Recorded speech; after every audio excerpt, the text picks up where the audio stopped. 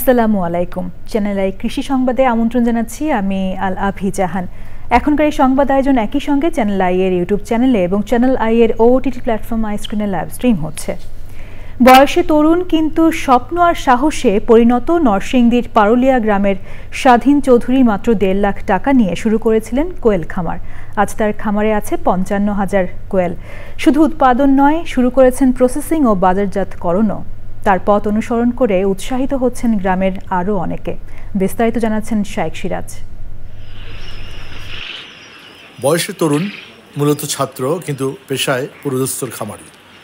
উদ্যোক্তা স্বাধীন চৌধুরী মাত্র 2 বছরেই নরসিংদীর পলাশ উপজেলার পারুলিয়া গ্রামে কোয়েলের 3টি খামার গড়েছেন। কিন্তু তার শুরুটা ছিল ভীষণ চ্যালেঞ্জের। ফার্স্টেই আমি লস খেয়েছি, বাট আমি ভেঙে পড়িনি। তারপর নেক্সট টাইম ট্রাই করি, তারপর সাকসেস হয়েছি। প্রথম শুরু করেছিলাম 5,000 দিয়ে। 5,000 দিয়ে। এখন কি হলো? এখন 55-60,000 আছে। ইনশাল্লাহ সামনে আরো বাড়বে ইনশাল্লাহ। অনেকেই আপনার এটা নিয়ে অনেক ধরনের কথা বলছেন, যে অনেকে মুরগি পাইরা কিছু করতে পারছে না, উনি পাখি পেলে করবে, যে পাখিয়ে দিবে ফাঁকি। এই কথাটা আমাকে বলছে একজনে, মানে পাখিয়ে আমার ফাঁকি দিয়ে লস করা যায়। উনি বুঝাতে যাচ্ছে এটা, উনি এখন এসে দেখে। অনুপ্রেরণায় ছিল গণমাধ্যম আর বন্ধু ইয়ামিন। দুজন মিলে এখন চালু করেছেন মাংস প্রসেসিং ইউনিটও। ড্রেসিং করে 10টা করে একটা প্যাকেজিং করে অর্ডার করলে আমাদের ডেলিভারি ম্যান তাদের বাসায় পর্যন্ত নিয়ে পৌঁছে দিয়ে আসে। আচ্ছা, আপনার ভিডিও দেখেছি। তারপর হচ্ছে আমাদের স্থানীয় এখানে ডলিয়ান্টি আছে, তার মরিচ চাচা আছে, ওদেরকে দেখে ইন্সপায়ার হই। সরকারের পক্ষ থেকে প্রশিক্ষণ ও সহজ বাজার ব্যবস্থাপনা প্রত্যাশার কথা বললেন তারা। প্রথম শুরুতে আমি ধাক্কা খেয়ে গেছিলাম স্যার। স্যার আমার ওই বোর্ডিং করতে পারি নাই, যে প্রশিক্ষণের অভাব। যুব প্রশিক্ষণ কেন্দ্রগুলো আছে, সেখানে কি কোয়েল পালনের সাথে ট্রেনিং আছে? মুরগি পালনের ট্রেনিংটা ওইখানে করিয়ে থাকে, তো আমি চাইবো যে কোয়েল পালনের ট্রেনিংটা ওনার জন্য করায়। এই সাহসী তরুণরা দেখিয়ে দিচ্ছে সঠিক দিক নির্দেশনা আর আধুনিক প্রযুক্তি পেলে গ্রাম থেকেই সম্ভব নতুন অর্থনীতির সূচনা। স্বাধীনের পাখি দেয়নি ফাঁকি।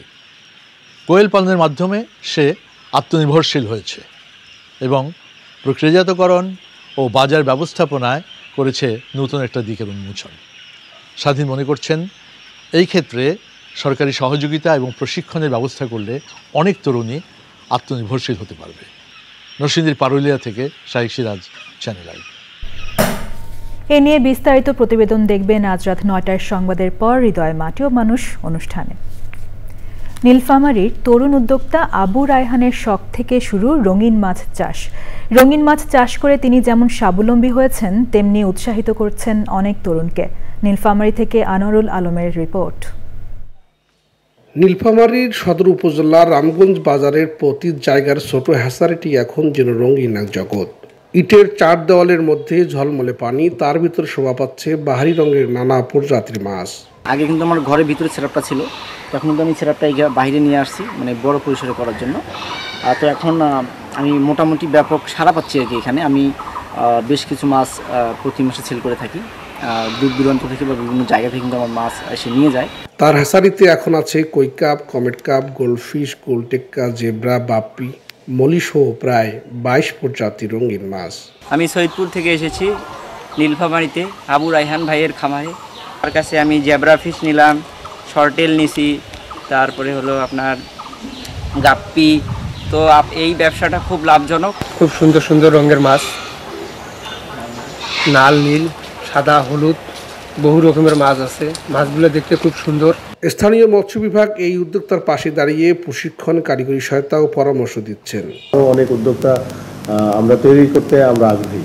যদি কেউ এগিয়ে আসে এবং তাহলে এই মার্কেটটা আরও ভালো হবে এবং মৎস্য যে রঙিন মাছের যে একটা সম্প্রসারণের একটা সুযোগ আছে, সেক্ষেত্রে সেটা সুযোগ সৃষ্টি হবে। স্বপ্ন, পরিশ্রম আর একটুখানি সাহস, এই তিনেই বদলে গেছে আবু রায়হানের জীবন।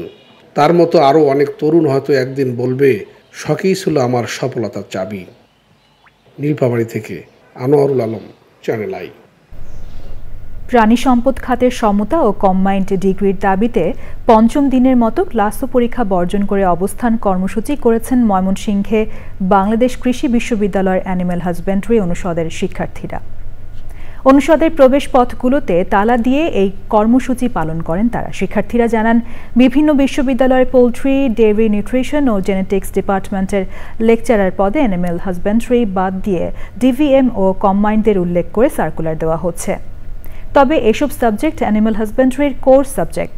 প্রাণী সম্পদ উন্নয়ন ও দক্ষ মানব সম্পদ নিশ্চিত করতে অ্যানিম্যাল হাজবেন্ডারি ও ভেটেরিনারি সায়েন্সের সমন্বয়ে দ্রুত কম্বাইন্ড ডিগ্রি চালুর দাবি জানান শিক্ষার্থীরা।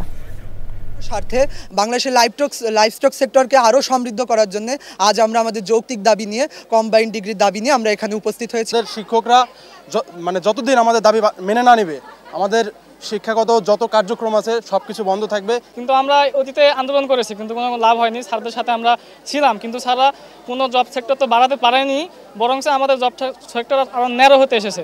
তো আমরা এবারে কম্বাইন্ডের দাবিতে এখানে একত্রিত হয়েছি। দাবি না মানলে আমরা কঠোর থেকে কঠোর কর্মসূচিতে যাব। চ্যানেল আই কৃষি সংবাদের আজকের আয়োজন এই পর্যন্তই। পরবর্তী সংবাদ আয়োজন দেখার আমন্ত্রণ জানিয়ে শেষ করছি। ধন্যবাদ সবাইকে।